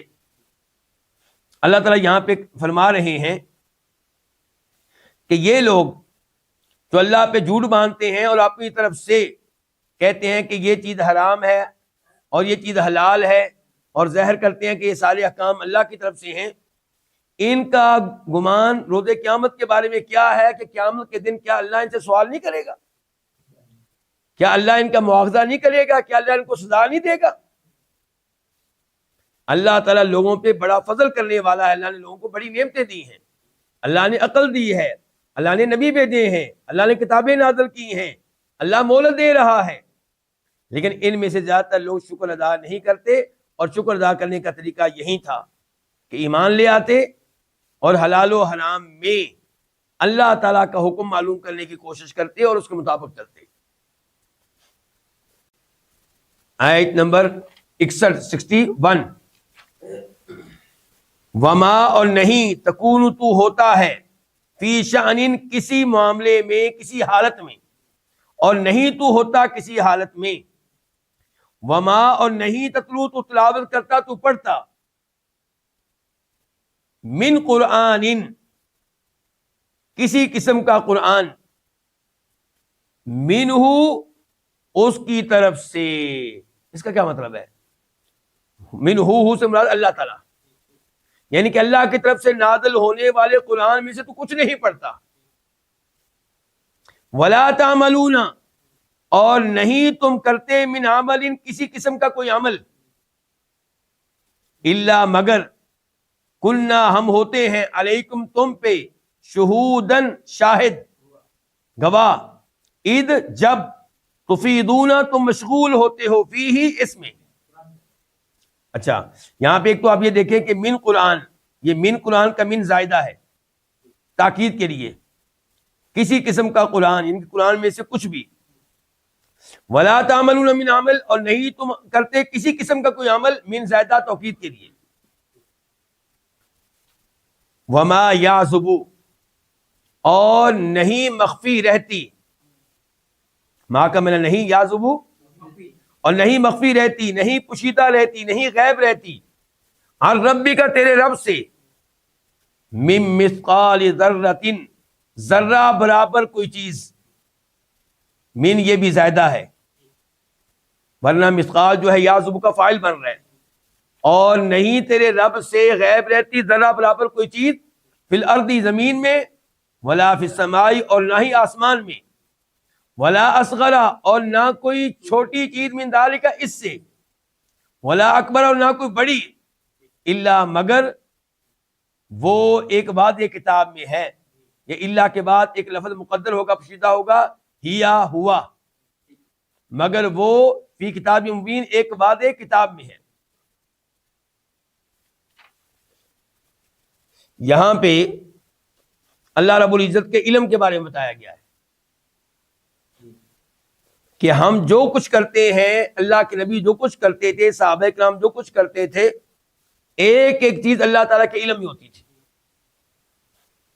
بلکہ اللہ کے علم میں ہونا اس کے ساتھ ساتھ اس بات پہ بھی مان لیں کہ وہ ہر چیز تقدیر میں لکھی ہوئی ہے. تو تقدیر کے کتنے مراتب ہوتے ہیں؟ 4. تقدیر پہ ایمان لانے والا وہ کہلائے گا جس کا تقدیر کے چاروں مراتب پہ ایمان ہوگا. ان میں سے پہلے 2 یہ ہیں کہ اس بات پہ ایمان اللہ ہر چیز کے بارے میں علم رکھتا ہے، چاہے اس کا تعلق ماضی سے ہو یا حال سے ہو یا مستقبل سے ہو. بلکہ اللہ ان چیزوں کے بارے میں بھی علم رکھتا ہے جو پیدا نہیں اللہ نے کی، اگر اللہ پیدا کرتا تو وہ کیسی ہوتی. نمبر 2، تقدیر کا مرتبہ یہ ہے کہ اس بات پہ بھی مان لائیں اللہ نے ہر اس چیز کو لکھ لیا ہے جو قیامت تک ہونے والی ہے. اور انہی 2 مراتب کا تذکرہ یہاں پہ آ رہا ہے. تو اللہ تعالیٰ کہتے ہیں وما تکون فی شان. اچھا، پہلے یہاں پہ 4 چیزیں ہیں. کتنی چیزیں ہیں؟ نہیں، 3 ہیں. 3 یہاں پہ 3 چیزیں ہیں. ان میں سے، بلکہ آپ 4 ہی کہیں، 4 چیزیں، ان میں سے 2 میں مخاطب ہیں اللہ کے رسول اکیلے علیہ السلام. وما تکون فی شان، اور نہیں تو ہوتا کسی حالت میں. تکون واحد ہے، اللہ کے رسول صلی اللہ علیہ وسلم اکیلے مراد ہے. وما تتلو منہ من قرآن، اور نہیں تو پڑھتا قرآن میں سے کچھ. اس میں بھی اللہ کے رسول اکیلے مراد ہیں. آگے ولا تعملون من عمل، اور تم سب کوئی بھی کام نہیں کرتے، یہ جمع ہے. اب اللہ تعالیٰ کے مخاطب سب لوگ ہیں. اذ تفیضون فیہ، مگر ہم تم پہ گواہ ہوتے، شاہد ہوتے ہیں جب تم اس میں مشغول ہوتے ہو. تفیضون یہ بھی جمع ہے. اچھا، آخری 2 الفاظ میں اللہ کے مخاطب جو ہیں وہ سب ہیں، اور پہلے 2 الفاظ میں اللہ مخاطب کر رہا ہے صرف اپنے نبی کو علیہ الصلوۃ والسلام. اب اس کی تفسیر کیسے ہوگی؟ تفسیر یہ ہے کہ ہم کہیں گے پہلے 2 میں اللہ نے مخاطب کیا اپنے نبی کو، اور بعد 2 میں مخاطب کیا کن کو؟ سب کو. اور دوسری تفسیر یہ ہے کہ پہلے 2 الفاظ میں اللہ نے اگرچہ مخاطب کیا ہمارے نبی کو، لیکن اللہ کے نبی کے ساتھ ساتھ باقی دنیا بھی اس میں شامل ہے. تو قرآن کریم میں کئی بار ایسا ہوتا ہے کہ اللہ تعالیٰ مخاطب کرتا ہے صرف ہمارے نبی کو، قل تو کہہ دے، اور آگے بھی کئی الفاظ ہوتے ہیں لیکن مراد ساری امت ہوتی ہے. اور یہی انشاءاللہ درست ہے. یہاں پہ ہمیں بتایا گیا کہ ہم کسی بھی حالت میں ہوں، ہم قرآن پڑھ رہے ہوں یا کوئی بھی عمل کر رہے ہوں، اللہ تعالیٰ مطلع ہے، اللہ دیکھ رہا ہے. ہم مشغول ہوں قرآن کی تلاوت میں، ہم مشغول ہوں کسی عمل میں، ہم ہوں کسی حالت میں، اللہ تعالیٰ کے علم میں ہے ایک ایک چیز. تو اس میں کیا ہے پھر؟ اس میں خوشخبری بھی ہے اور وارننگ بھی ہے. خوشخبری ہے کہ آپ کی تلاوت ضائع نہیں ہوگی، آپ کا صدقہ ضائع نہیں ہوگا. آپ دنیا کو نہ بتائیں کہ میں نے کیا نیکی کی، اللہ کے علم میں ہے، اور اس بات سے نہ ڈریں کہ میری نیکی ضائع ہو جائے گی. اور وارننگ بھی ہے کہ آپ کوئی بھی عمل کریں، نعوذ باللہ گناہ کریں، بدکاری کریں، سود لیں، جو کچھ بھی آپ کریں گے اللہ تعالیٰ کے علم میں ہے. اس کے بعد کہا گیا اور تیرے رب سے ذرہ برابر بھی کوئی چیز مخفی نہیں ہے.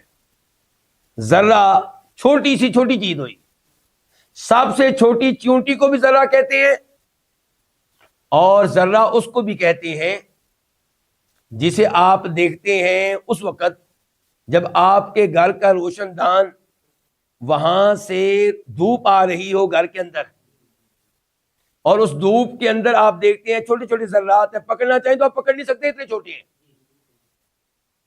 تو اللہ تعالیٰ سے یہ ذرات بھی مخفی نہیں، کوئی بھی ذرہ مخفی نہیں ہے ان ذرات میں سے.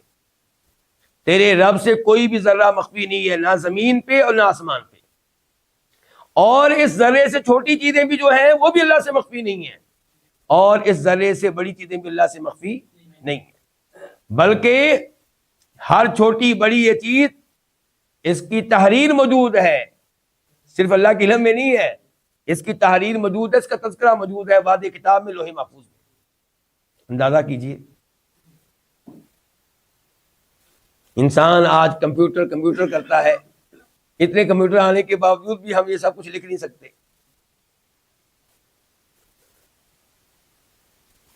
یہ ہے اللہ تعالیٰ کے علم کی دقت۔ آیت نمبر 62 الا خبردار۔ اچھا الا یہ تنبیہ کے لیے ہوتا ہے، کیا مطلب جو اگلی بات آ رہی ہے دھیان سے سنو، توجہ سے سنو، یہ اٹینشن، یہ مراد ہے۔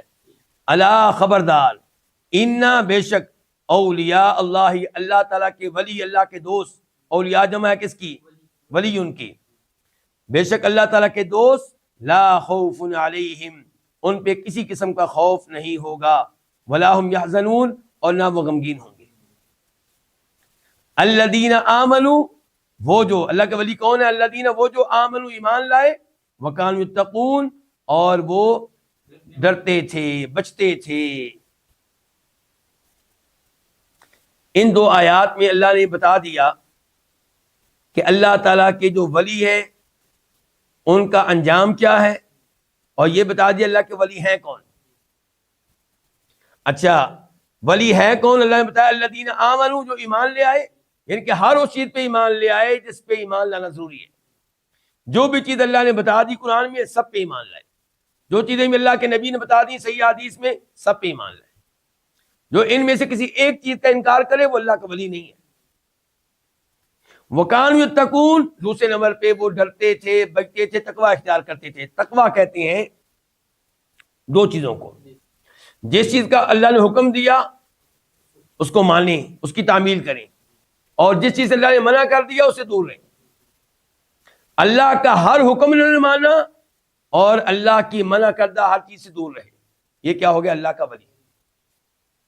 ہمارے ہاں اولیاء کا تصور کیا ہے؟ تو شوبدے دکھائے، جو کوئی تماشا دکھائے، جو کوئی غیبی بات بتائے، حالانکہ جو ایسی حرکتیں کرے اس کا ایسی حرکتیں کرنا دلیل ہے کہ اللہ کا ولی نہیں ہے، یہ کوئی شیطان ہے۔ ورنہ اللہ کے ولی خود اعلان کیا کرتے ہیں کہ ہم غیب جاننے والے نہیں، اللہ کے نبی کہتے ہیں، بار بار وہ اعلان کرتے تھے ہم نفع نقصان کے مالک نہیں ہیں۔ ہم قل انی لا املک لکم ضرا ولا رشدا، قل انی لن یجیرنی من اللہ احد ولن اجد من دونہ ملتحدا۔ اللہ نے اپنے نبی کو حکم دیا علیہ الصلوۃ والسلام، آپ ان لوگوں کو بتا دیں کہ میں اپنے لیے نفع نقصان کا مالک نہیں ہوں، اور مجھے کوئی پناہ نہیں دے سکتا اگر اللہ مجھے پکڑنے پہ آئے تو ولی تو وہ ہوگا جو لوگوں کے عقائد کی اصلاح کرے گا، لوگوں کو اللہ کے ساتھ جوڑے گا، نہ کہ اپنی ذات کے ساتھ۔ تو یہ ہے اللہ کے ولی۔ اس لیے میں کہا کرتا ہوں کہ ہماری وہ مساجد، جن مساجد میں توحید کا اعلان ہوتا ہے، قرآن و حدیث پہ عمل کرنے کی ترغیب دی جاتی ہے، ان مساجد کے پہلی صف میں کھڑے نمازی انشاءاللہ اللہ کے ولی ہوتے ہیں۔ عام طور پہ اگر کبیرہ گناہوں سے دور رہنے والے ہیں، فرائض و واجبات پہ عمل کرنے والے ہیں، شرک و بدعات سے دور رہنے والے ہیں، تو انشاءاللہ وہ اللہ کے ولی ہیں۔ تو یہ ہے اللہ تعالیٰ کے ولی، الذین آمنوا وکانوا یتقون۔ اچھا ان کے لیے ہے کیا؟ کہ نہ انہیں کوئی خوف اور نہ کوئی غم، یعنی کہ یہ خوف نہیں کہ آگے کیا ہوگا، دنیا میں زندہ ہے تب بھی کوئی خوف نہیں ہے، امید ہے کہ اللہ تعالیٰ جنت دے گا، امید ہے کہ اللہ جہنم کی آگ سے محفوظ رکھے گا، امید ہے اللہ اپنی رحمت میں ڈھانک لے گا، اور غم بھی نہیں ہے اپنی زندگی کا۔ پریشانیاں دنیا میں آئیں ایمان کی وجہ سے، تقوی کی وجہ سے، ان کے اوپر کوئی ٹینشن نہیں ہے کہ میں نے یہ نیکی کیوں کی تھی، اور آخرت میں بھی نہ کوئی ڈر نہیں ہوگا کہ مجھے جہنم میں ڈال دیا جائے گا، اور نہ غم ہوگا دنیاوی زندگی کے اوپر، کیونکہ جنت میں ایک دفعہ داخل ہونے کے بعد دنیا کے سارے مصائب بھول جائیں گے، ساری مصیبتیں بھول جائیں گے۔ تو خبردار، بے شک اللہ کے ولی جو ہے ان کے اوپر کسی قسم کا خوف نہیں ہے، اور نہ ہی وہ غمگین ہوں گے آخرت میں۔ اور یہ کون ہیں جی؟ وہ لوگ جو ایمان لائے اور جو تقوی اختیار کرتے تھے۔ لہم البشریٰ فی الحیات الدنیا وفی الآخرہ، آیت نمبر 64 64۔ انہی کے لیے لہم، انہی کے لیے البشرا خوشخبری، فی الحیات دنیا دنیاوی زندگی میں، وفی الآخرت اور آخرت میں، لا تبدیلا کوئی تبدیلی نہیں ہے، لکلمات اللہ اللہ کی کلمات کے لیے، اللہ کے کلام کے لیے، ذالک هو الفوز العظیم یہی ہے عظیم کامیابی، ذالک یہ ہوا وہ کٹھا معنی کیا ہوگا، یہی ہے الفوز العظیم عظیم کامیابی۔ اللہ نے بتایا کہ یہ جو اللہ کے ولی ہوتے ہیں ان کے لیے خوشخبریاں ہیں دنیا میں بھی آخرت میں بھی۔ دنیا میں کیا خوشخبری ہے؟ مثال کے طور پہ ان کو اچھے خواب آتے ہیں۔ دنیا میں کیا خوشخبری ہے؟ نیک لوگ ان سے محبت کرتے ہیں۔ دنیا میں کیا خوشخبری ہے؟ شاندار زندگی ملتی، سعادت والی، سکون والی۔ کون سی؟ سکون والی۔ من عمل صالحا من ذکر او انثى وهو مؤمن فلنحيينه حیاتا طیبہ، تو بڑی شاندار زندگی ملتی ہے ان کو۔ تو ان کے لیے خوشخبری ہے دنیا میں بھی اور آخرت میں بھی، کیا جنت ملے گی، اللہ کے چہرے کا دیدار نصیب ہوگا، نبی علیہ السلام کے حوض سے پانی پینے کا موقع ملے گا، اعمال نامہ دائیں ہاتھ میں ملے گا۔ تو اللہ تعالیٰ کی کلمات میں کوئی تبدیلی نہیں ہے، یہ نہیں کہ یہ جو خوشخبری دی جا رہی ہے یہ پوری ہو کر رہے گی، اور یہی عظیم کامیابی ہے۔ آیت نمبر 65 آج کے درس کی آخری آیت 65، ولا اور نہ، یحزن کا تجھے غم میں ڈالے، قولہم ان کی باتیں، ان کا قول، ان کا کلام، ان العزت للہ جمیعا بے شک عزت اللہ ہی کے لیے جمیعاً ساری کی ساری، هو السمیع العلیم وہ خوب سننے والا ہے، کمال علم والا ہے۔ اللہ تعالی نے کہا کہ آپ کو ان کی باتیں غم میں نہ ڈالیں، جو یہ باتیں اللہ کے خلاف کرتے ہیں، دین کے خلاف کرتے ہیں، آپ کے خلاف کرتے ہیں، آپ کو شاعر کہتے ہیں، کاہن کہتے ہیں، مجنون کہتے ہیں، یہ ان کی باتیں آپ کو غم میں نہ ڈالیں، کوئی ٹینشن نہ لیا کریں۔ اور یہی آیت میرے اور آپ کے لیے بھی ہے کہ اگر ہمیں دین کی وجہ سے برا بلا کہا جاتا ہے، ہماری بےزتی کی جاتی ہے، تو ہمیں پریشان نہیں ہونا چاہیے۔ ان العزت للہ جمیعا، ساری کی ساری عزت کا مالک کون ہے؟ اللہ۔ یہ عزت کے مالک نہیں ہے، عزت کا مالک کون ہے؟ اللہ تعالیٰ۔ تو وہ خوب سننے والا ہے ان کی باتوں کو، اور اس کو علم ہے جو آپ کے ساتھ ہو رہا ہے، تو اس لیے اس کے اوپر آپ کو بہترین جزا ملے گی اور ان کو سزا ملے گی، اس لیے آپ ان کی باتوں کی وجہ سے کسی قسم کی ٹینشن نہ لیں۔